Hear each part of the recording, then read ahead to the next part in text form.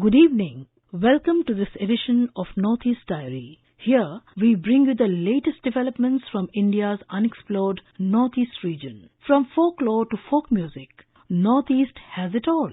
The region is also known for its traditional weaving. Today, we shall talk about these and more.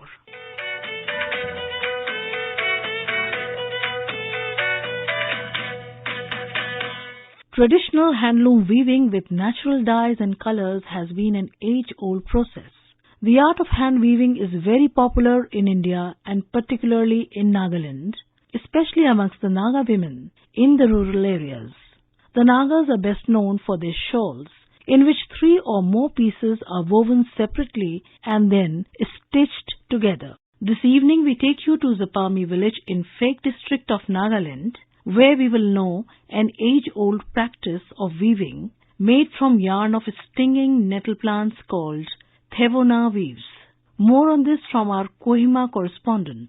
Thevona, which translates as Thevo weaves, is an old-age practice of weaving made from yarn of stinging nettle plants. Considering the rich cultural heritage and the culture and historical attachment to Thevo, Zapami village on the Phek district of Nagaland is one of the early and the original traditional knowledge holders and producers of Thevo weaves.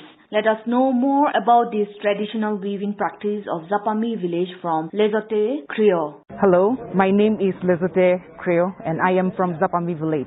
Thevo is an indigenous variety of stinging nettle plant abundantly found in the surrounding forest of Zapami village due to favorable climate and vegetation. The indigenous variety is also known as the giant Asian stinging nettle. Since ages, the ancestors extracted the organic fiber from the stinging nettle plant to weave Thevo shawls. The fiber is processed through different levels to produce yarn for weaving. The raw fiber is harvested from the stinging nettle plant, and there are multiple levels of processing to produce yarn, as traditionally practiced. Since harvest, the organic fiber is refined into weavable and clothable yarn. As per the cultural heritage, the following steps are followed from the olden times till today. The organic fiber is extracted from the barks of the Thevo plants from the jungles, known as Thevo law. It is harvested in between November to February.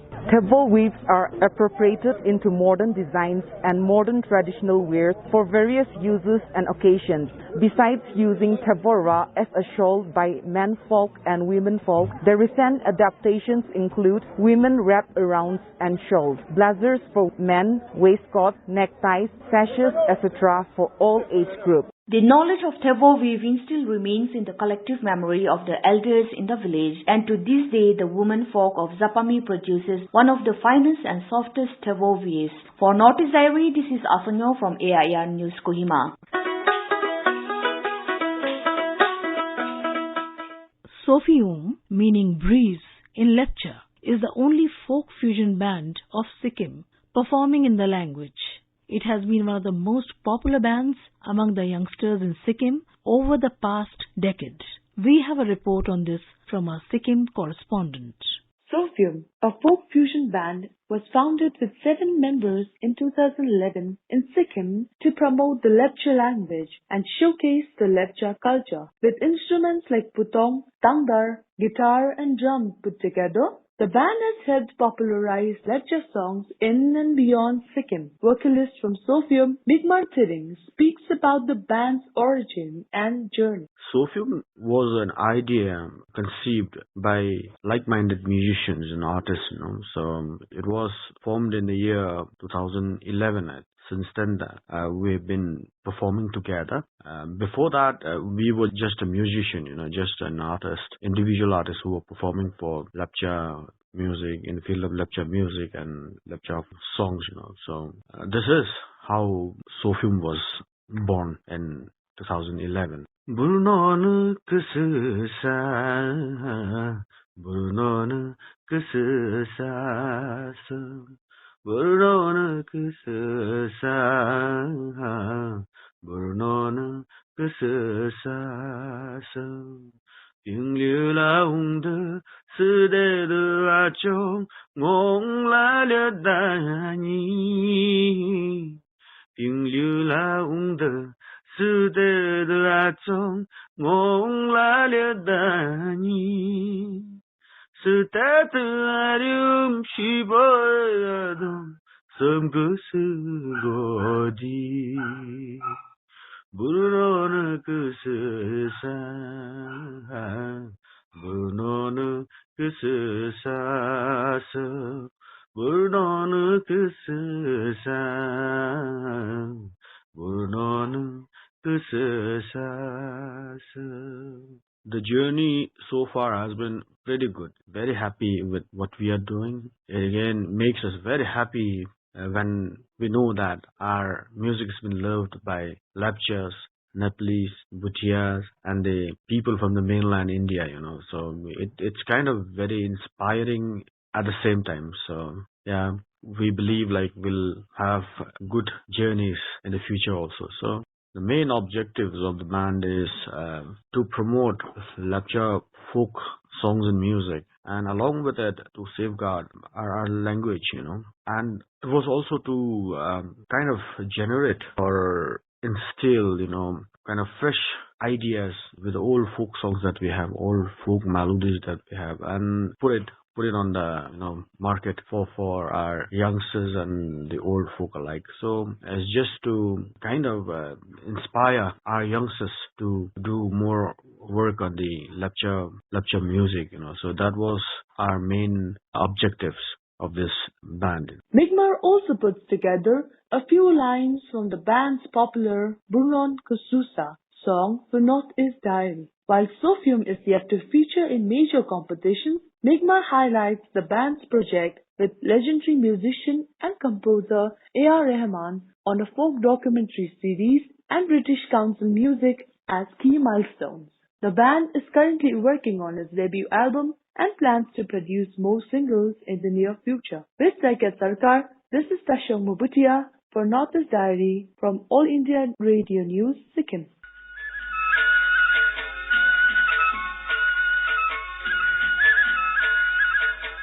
From Assam today, we have a feature on a 120-year-old heritage medical school of Dibrugarh.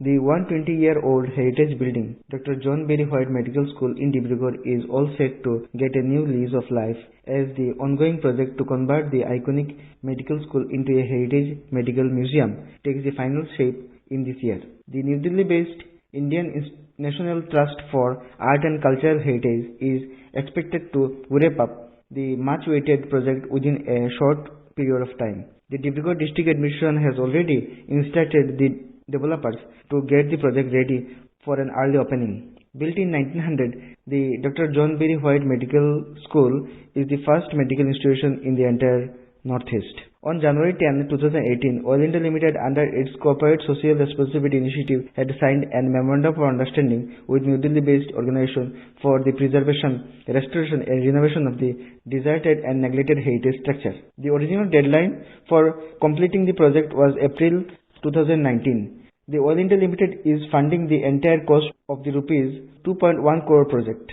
Initially, the project was supposed to be completed in 15 months' time, but owing the various factors, including weather disruption, it could not be completed on time. Most of the work has been completed now, and hopefully the project will be ready in the early part of 2022. The building will become a museum-cum-archive where the visitors will be able to understand not just the history of the medical college and medical education in Assam, but also learn about the various contributions that Dr. John Berry White, a British officer, had made for the overall development of the state. White came to Assam to work under the East India Company. As a young surgeon, he was posted in Upper Assam as an assistant surgeon. He served the Upper Assam in various capacities for 24 years and finally rose the position of civil surgeon of then undivided Lakhimpur district. In 1882, following his retirement, he contributed his whole life savings of rupees 50,000, estimated to be worth of rupees 10 million today, for setting up a medical school. In his will, White wrote that the institution should be set up at Dibrugarh, being a center place. On November 19, 1896, he passed away in London. 4 years after his death, the Berry White Medical School was set up at Dibrugarh in 1900. The Berry White Medical School not only heralded the beginning of medical education in Northeast, but also subsequently paved the way for establishment of Assam Medical College and Hospital in 1947. Pranab Kumar Nath from Dibrugarh for Northeast Diary.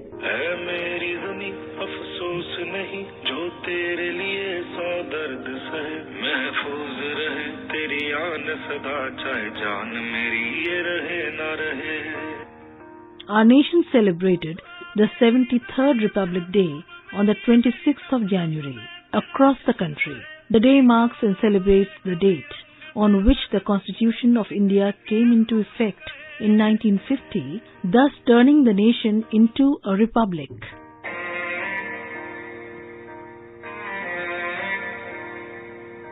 Let us hear more from our Imphal correspondent, J.J. Thokchom. Manipur celebrated Republic Day in a befitting manner, peacefully, despite the boycott call given by several insurgent groups. Manipur Governor Lal Ganeshan hoisted the national flag at Kangla and took salutes from mass-past contingents.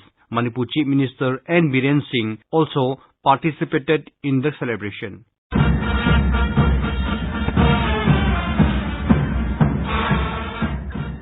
The mass-past contingent started from the parade ground of 1st Manipur Rifles and passed through Kangla Mode. Various awards to the police personnel in recognition of their devotion to duties was also distributed as part of the celebration. Amidst the hectic election campaigning in Manipur, people of state took out time and joined the celebration enthusiastically. Speaking to Northeast Diary, Laisam Hefi from Imphal, who witnessed the celebration, said that the day refreshed body and mind and ignited the patriotism.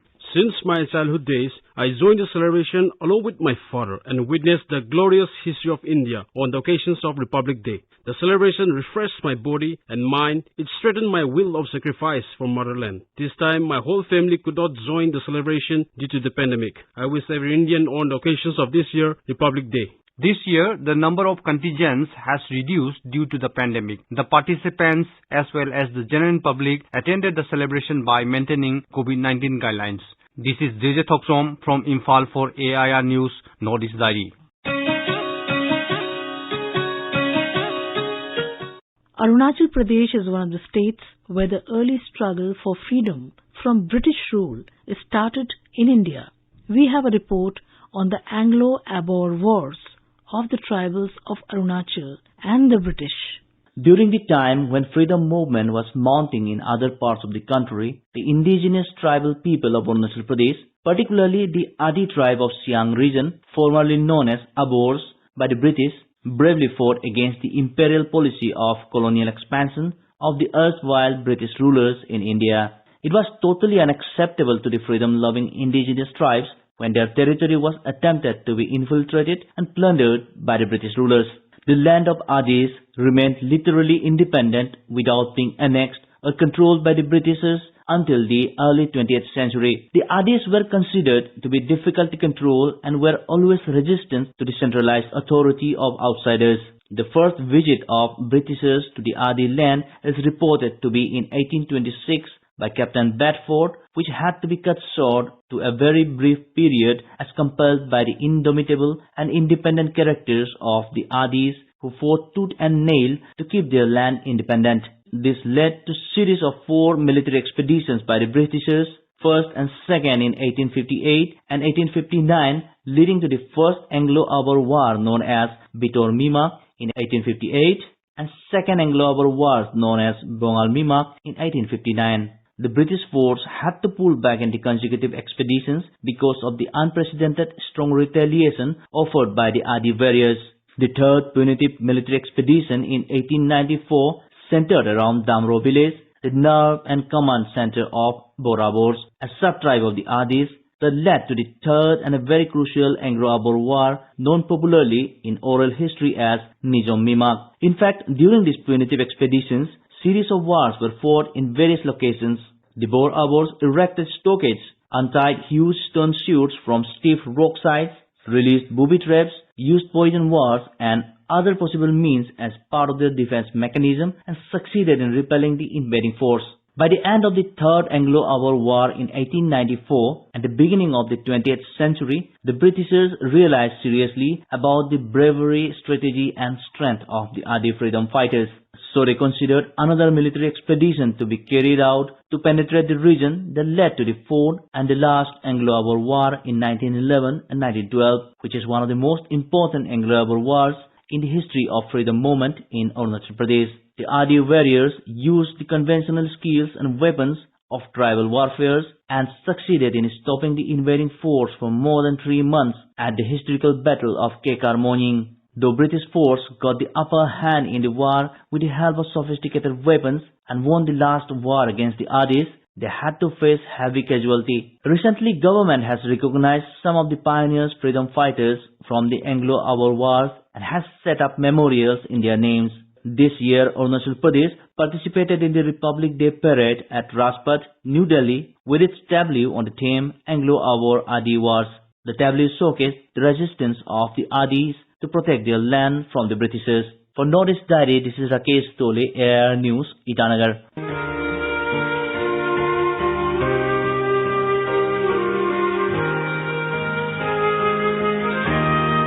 In Mizoram, the vaccination drive for the young people in the age group of 15 to 18 years is going on in full swing. A report from our correspondent from Aizawl. Officials observe that the vaccination drive to defeat COVID-19 has certainly evoked a good response from the eligible young people in the state. Officials in the State Health Department informed that over 35,000 children in the age group of 15 to 18 years have so far been vaccinated with the first dose of Covaxin. The Health Department has estimated that about 150,000 children of this age group need inoculation. According to them, as most of these children of this particular age group will be appearing board exams and they are also going to schools to attend physical classes, the inoculation has become essential to them. The State Immunization Officer, Dr. Lalmuan Omazongte, said that the vaccine is most important weapon to fight against COVID-19. He said that efficacy of Covaxin is proven very high and so the children in this particular age group need to take vaccine. Government of India has taken new initiative to vaccinate 15 to 18 years adolescent on 3rd January 2022. India's indigenous Covaxin is one of the safest COVID vaccine in the world with efficacy rate about 80%. To get vaccinated, you have to register yourself through CoWIN system or on-site registration at the session site. You need to take 2 doses 28 days apart to fully vaccinate yourself. We have to remember that after vaccination, you can still get COVID-19 infection and spread the disease to others. So, in order to prevent yourself and others from COVID infection, you should always wear mask, maintain social distancing, wash hands regularly with soap or use sanitizer. It is especially important for those students preparing for their board examination to take their vaccination at the earliest. By vaccinating yourself, you will reduce your chances of getting COVID infection, severe disease, and hospitalization. The student organization urged the students to follow COVID guidelines and continue their education without any complication. For Northeast Diary, this is Irene from Aizawl. In Tripura, on completion of 1 year of journey of vaccination against the COVID-19, the State National Health Mission Director, Dr. Siddharth Shiv Jaiswal, shared with us the challenges and the efforts to reach the 100% vaccination goal. Our Agartala correspondent Reena has filed a report on this. The vaccination was started 16th of January 2021. By the 16th of this month, the state has administered 99.53% of the eligible population for the first dose of vaccination, while 82% has been administered for the second dose. Sharing about the journey of this 1 year in the state, Dr. Siddhartha said. हम लोग special campaigns कर रहे हैं और individually जिन लोगों का vaccination due है उनको कॉल कर रहे हैं। हर घर दस्तक कैंपेन के अंतर्गत हम लोग डोर टू डोर जा रहे हैं। वैक्सीनेशन के अराउंड जो र्यूमर्स हैं उसको हम लोग एड्रेस कर रहे हैं and to some extent the outreach of the vaccination, मतलब त्रिपुरा का टेरेन थोड़ा डिफिकल्ट है। आउटरीच भी हम लोग कोशिश कर रहे हैं कि प्रत्येक गांव में आउटरीच सेशन करा के लोगों को डोर स्टेप के पास, like closer to their homes, हम लोग वैक्सीनेशन दे रहे हैं। The mission director further informed that Tripura is fully prepared to face the third wave. He said during the second wave of the pandemic, the state government rapidly started a vaccination program. That is why the state was not affected that severely. As he said, at present there is no shortage of ICU beds, oxygen facilitated beds and other logistic managements to fight against the virus in the state. He also said that a special vaccination drive has been launched for children aged 15 to 18 and the state is planning to administer COVID vaccine doses to approximately 213,000 children. He also appealed to all the parents to send their children for vaccination and strengthen the fight against the pandemic. For Northeast Diary, this is Reena Nomaitem from Agartala.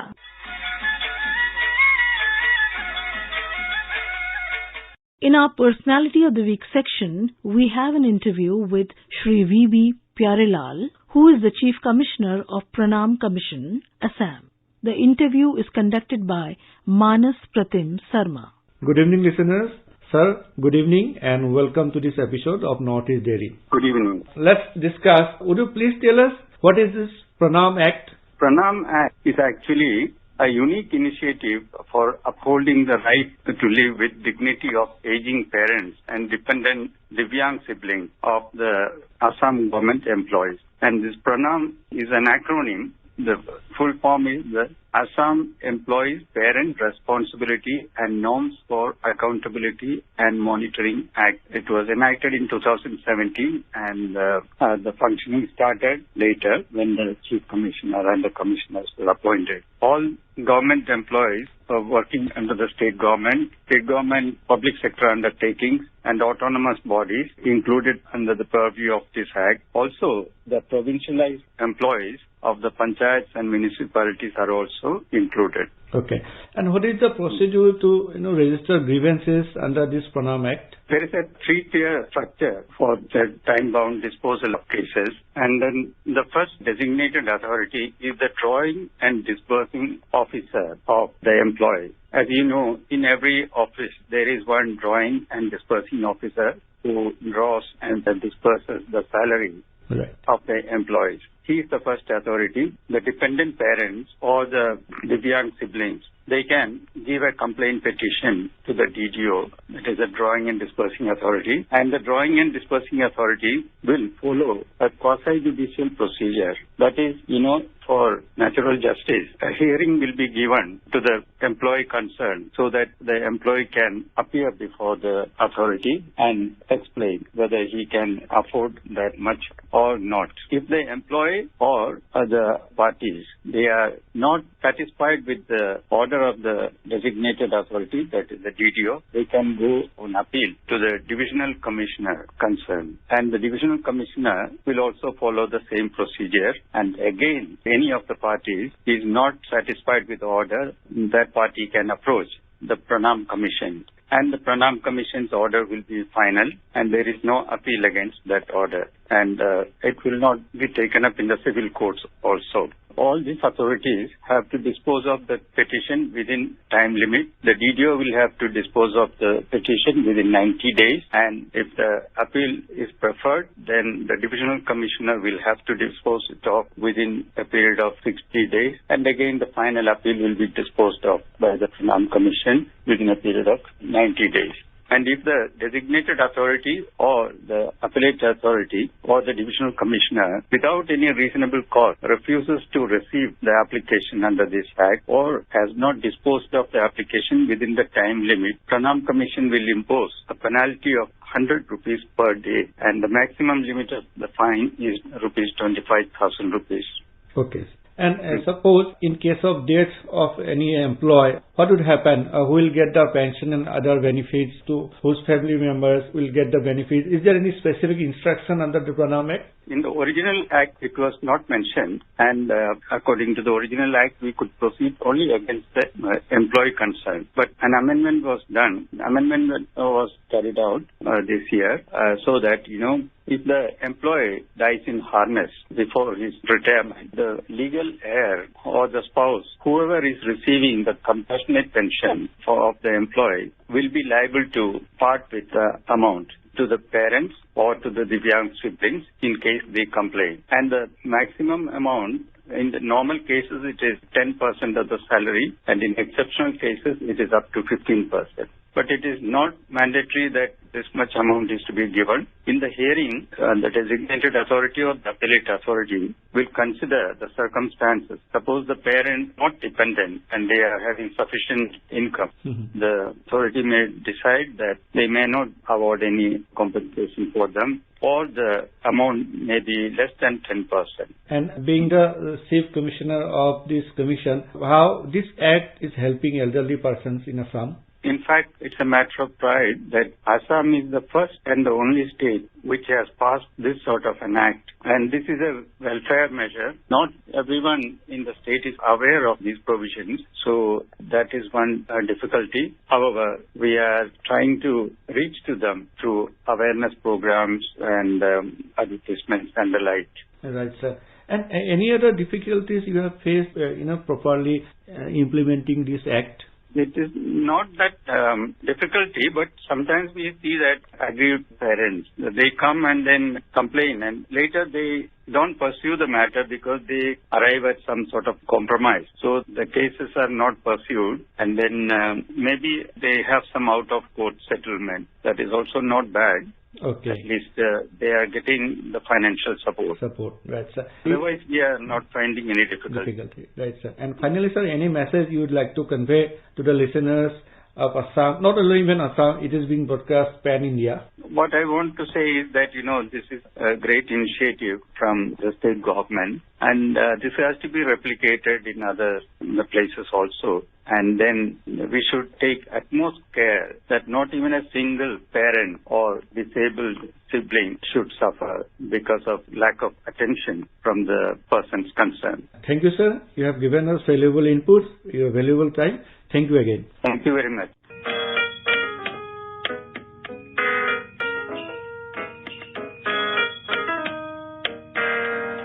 And before we wrap up this program, let us listen to a very traditional song from Sikkim.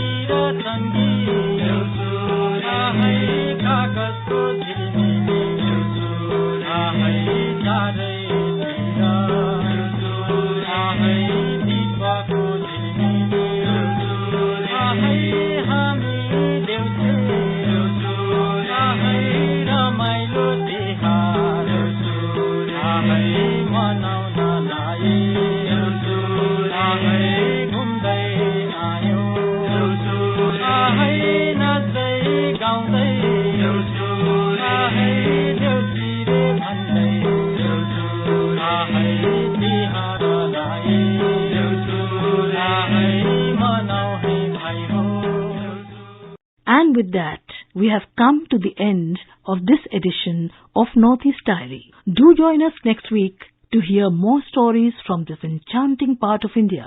Bye-bye.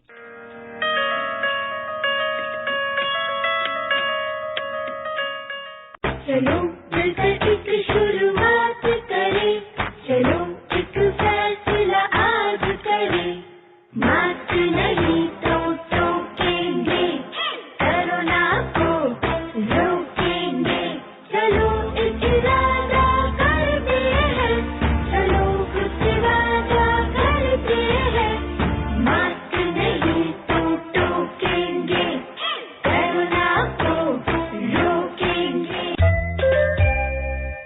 program was presented and produced by Sharmila Goswami and assisted by Kamlesh Mudgal. It was brought to you by News Services Division of All India Radio.